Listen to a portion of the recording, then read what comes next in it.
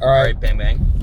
All right. I think this is the post-game pod. It's more so like I feel like Goodfellas, where you got a dead body in the back trunk, and the dead bodies of Chicago Bears. Driving back from Lambeau. Me, White Sox Dave, Danny in the back, Chief driving. Yeah, I don't know. I mean, like we keep saying, just it's kind of a gutless game all around by the Bears. And, it's just a shitty drive. Yeah, we only got 3.5 hours to go, so we got time to fill. Yeah. Well, this is both of you guys were Lambeau virgins, so let's start there. We'll start on a positive, I guess. Thoughts on Lambeau, Dave? I hate giving Wisconsin any credit for anything ever. It's an awesome state. Madison, Milwaukee, great. This is my first time in Green Bay. My expectations were high. When I walked in, it felt like the first time I walked into Fenway Park. It's different for Wrigley. I know Wrigley's like on that same echelon for like, enchilada. I've been to Wrigley a million times. I don't get that feeling. It was weird. I walked in, I was like, holy shit, we're at Lambeau Field right now. It was fucking incredible. The bathroom lines, take a piss in 30 seconds and you're fucking back of your seat.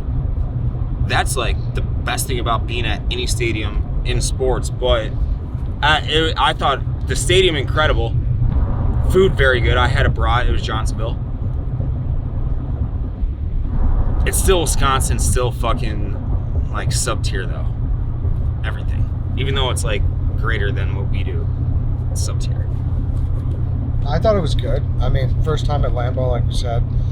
It's just, I mean, listen, you can acknowledge, like, it's just part of the rivalry, too. So, to be there for a game like this, where the Packers had to win to get in, the energy was definitely there. Like, I'll say this. So, this is a winning in for the Packers.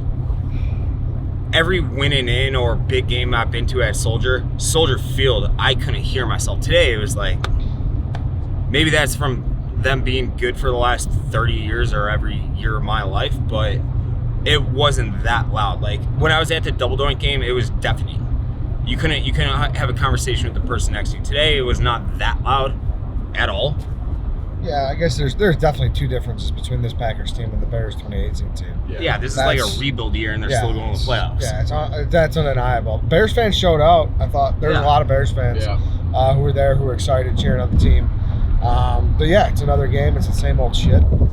And Bears still suck. I do think the differences in the stadium is like a little synopsis of everything between these two franchises. Their stadium's awesome. Ours sucks. Theirs takes, 15 minutes to walk out of there, get to the highway, on your way home. Bears takes 3 hours. And they got a quarterback. We don't. They do everything a little bit better than us, which is why they've been better than us for 30 years, give or take a few weird moments, 06, 18, whatever. But that's really it. It was just like they do everything about football. The Packers do better than the Bears. That's the thing too, is like going into that one, like obviously we know how it usually goes every time we play them. The thing is, even people not even from Chicago who are being homers, like a lot of people like the Bears this week just based on how we were playing and the spot it was in. And honestly, to show up like that is just beyond disappointing. Like it to me, it pretty much washes away that goodwill you earned for that four out of 5 wins before that. And yeah, I mean, I'm at the bottom. Like the offensive line looked absolutely fucking terrible. Awful. Like awful. Horrendous. Like Tevin Jenkins was getting his lunch served to him at all times. Braxton Jones letting up big sacks. At least one big sack that I remember on third down. It was bad. Like in the play calling, 3rd and 22. Like, I mean, we didn't know we weren't going to get the ball back, but like we throw a screen. Like, come on. Yeah. Like, air it out. Like the one drive where we looked like we were getting things going, we almost got picked off. And it was after that big Cole Kmet reception. Yeah, I don't know, man. It's And whatever they do at quarterback, because I don't know what they're thinking. Obviously, nobody does. I don't even know what I'm thinking still. But Cole Kmet was hurt today, so he missed the last game basically. I think he had like 2 or 3 snaps the last game. He played today, didn't really look like himself. He left the game early. Mooney was out. It was like they had nobody. Like they had really, it was DJ Moore or nothing for the Bears offensively. And then they had multiple times today where this is just like an attitude thing. They line up that, 31 personnel. We have 3 tight ends and a back, and they would get completely blown off the ball and get nothing. Like, that's a smash mouth formation. Mercedes Lewis is supposed to be able to block. Tunyon is supposed to be able to block. Cole's an athlete. He blocks, adequately. And when they needed, some kind of spark to the offense where it's like, you know what, fuck these guys. We can't block them when they pin their ears back. Let's run the football. And they go heavy, and they got nothing from that formation. Like that to me, that's like a culture, like an attitude thing where it's just like, go hit them in the fucking mouth. And they had the formation, the big bodies to do it, and they got bullied. They got bullied. The offensive line and and like, I don't know, I don't remember them ever running this many like little toss plays too. Like everything was just like a little too cutesy. Just, you have the big boys in there, run off guard and hit them in the mouth. Just keep getting 3 yards, stay above the sticks, and give your guys a chance, because you don't have the weapons on the outside today. And it's like a cliche thing to say, but it looked like the Packers wanted it more today. Like they were more aggressive, they were more physical. They made all the plays that they had to, and third and whatever. And they had the big scoring drive when it mattered most. We had nothing to lose too. And that's the worst part. It's like, what can possibly you lose? Like, just go for it. What do we have to lose? Yeah. And we definitely just didn't play like that. Yeah, I mean, it sucks. I was saying this in the video too. Like, this is just where I get the dark thoughts where, like, nothing matters. Like, throw everything out. I don't.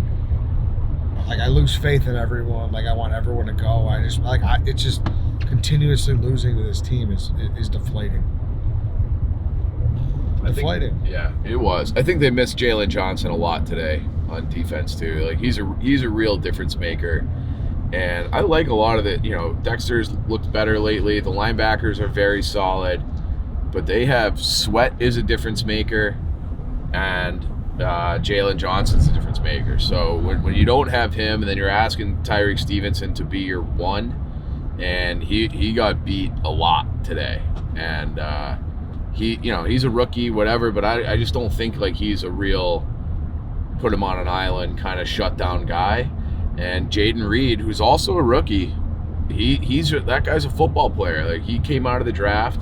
I think he went in the 4th round, something like that. He's not super fast. I think he ran like a 4.5 something 40. Not super big. He's just a football player. He knows how to get open. He breaks tackles. He runs hard. And they have more of those kind of guys. And the Bears didn't have anybody to cover him. They had no answers for him today.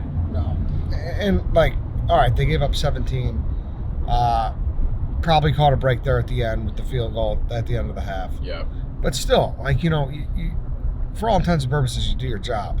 But you got to make a stop there at the end. You got to get the offensive ball back. Not saying, obviously, that I have a lot of faith that the offense would have done anything, but you got to get a stop there. Yeah. And you got to at least give your team a chance. So, definitely a disappointing way for the defense to go out at the end there, for sure, right? Yeah, definitely. But again, same thing. It was when you needed to stop, you needed to play. You look up at the clock. It's 7 minutes to go. It's 3rd and 7. The Packers are gonna. They just pick it up. They just get it done. And Jordan Love, he looks like a ball player too. He looks like a ball player. That's not fair, because he had a few throws today that were big time throws over the. If their Bears are sitting in that cover 2, they throw it over the corner in the flat in front of the safety.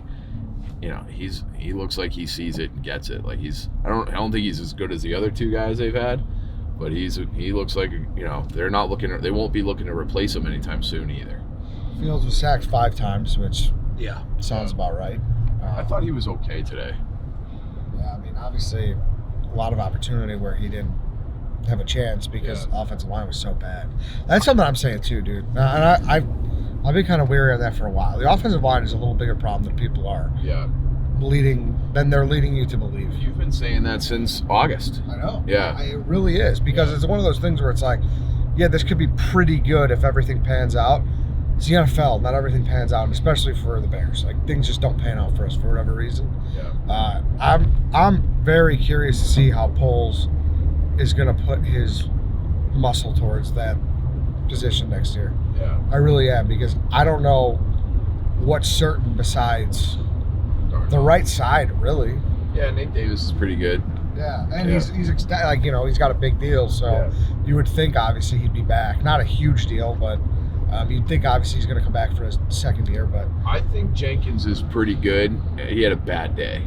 I don't want to throw out his whole season over this, but you also can't stay healthy. That's Take true. that into factor too. No, for sure.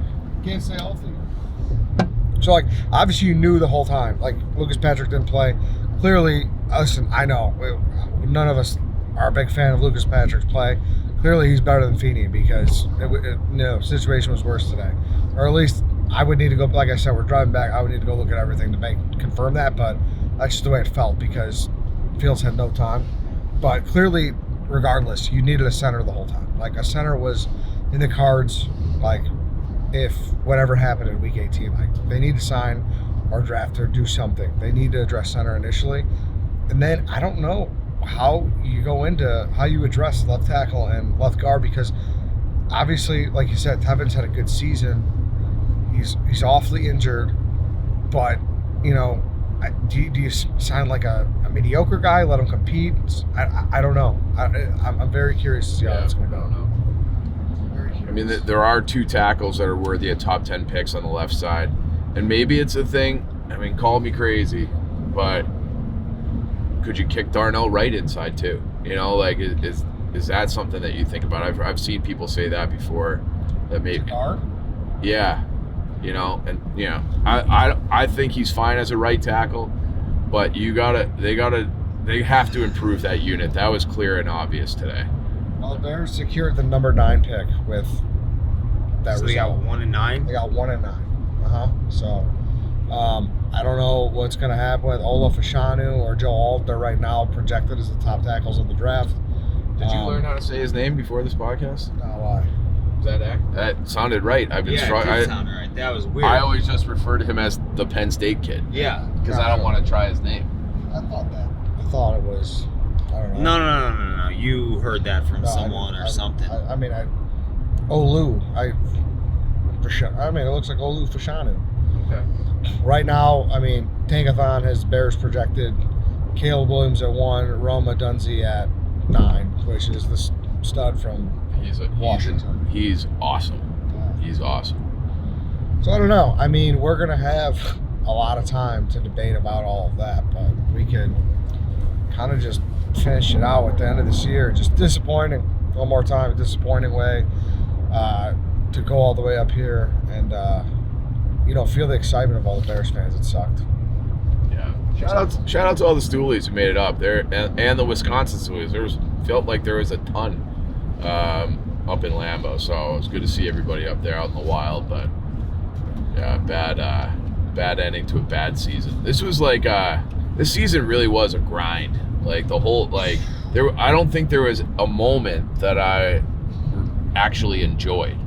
They had a little bit better, but it was at the end of the year where they were winning some games. But the only thing that led to was that toxic polarization Fields debate. So it's like you couldn't even really enjoy wins while the season was over and be positive looking into next year, because no one really knows what's going to happen at the quarterback. And like you said, plenty of time to debate that. No, but that's just the thing, though. Like, there was no real time to feel good. Right. Like, obviously, the season started absolutely horrid. I disagree with that, though. There was a long time where we looked like we were going to have the number 1 and the number 2 pick. Yeah. We were legitimately down at the bottom. And then, we rattle off 4 out of 5. And do you wish you would have lost a game or two in there in that 4 or 5? in hindsight, sure. But, at the time, it was like, whatever happens, we have the Carolina chip. Right. So I was just in the mode of like, oh, this is fun. This is fun. Like, good for them. Like, obviously, it's been a fucking brutal year. Like, there probably is something to teaching these guys how to win, instilling a good culture. Like, you know, sure, you beat 2 division opponents. You know, you beat Atlanta, you beat Arizona.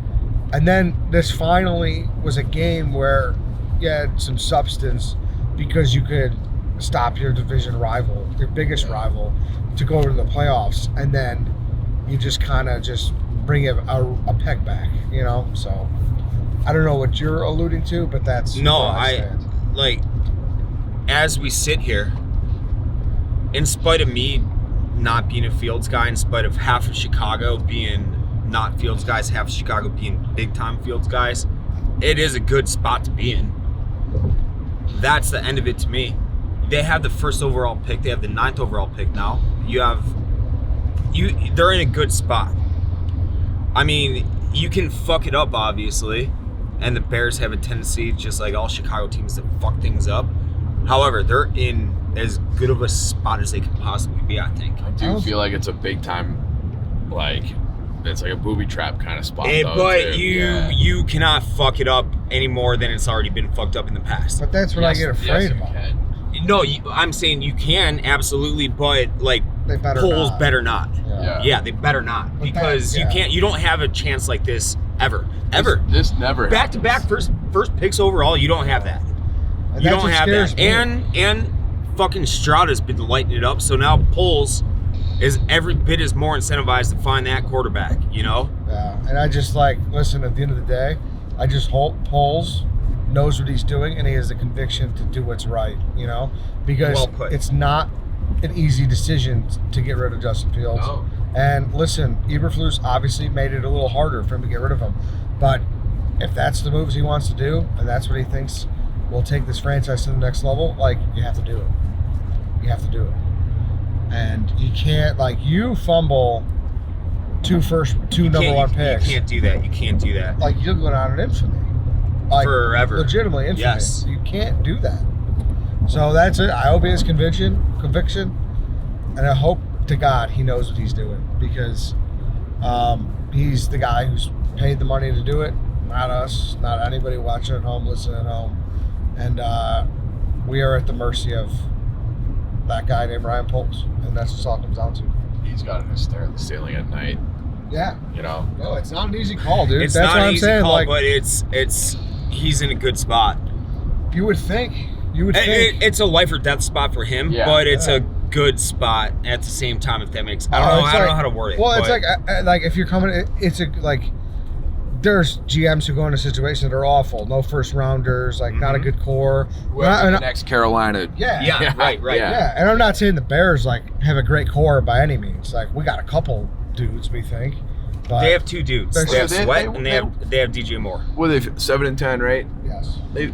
They won 7 games with this core with all the problems that they had. So you would think. And they lost every fucking game to start the season. Right. Every fucking game. Yeah. They choked away at least 3. Obviously, Denver, at Detroit, and then at Cleveland. So, but they have. It's a way better roster this year than last year, I guess is my point.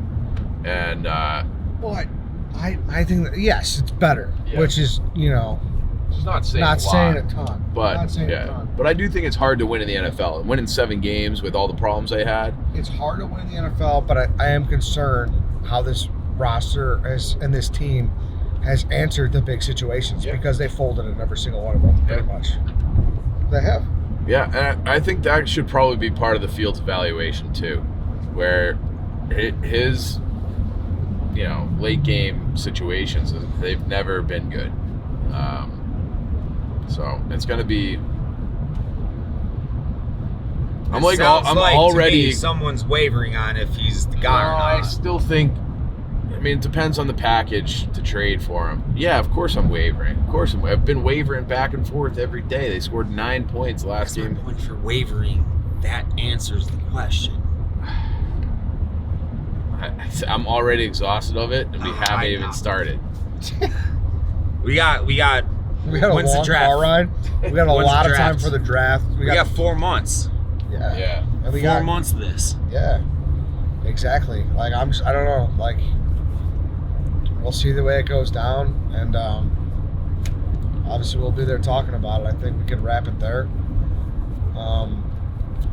That's it. The boys go to Lambeau and get an L. So thanks for listening to the post-game shows this year, though.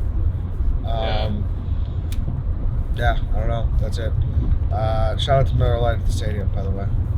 Great to be at another Miller Lite. That's the stadium. one thing we have in common with those people is that we can both enjoy a delicious Miller Lite. Yep. That's it. Not the football team, that's for sure. All right, then. We'll see you guys in the live show on Tuesday, and let's see you guys Thursday.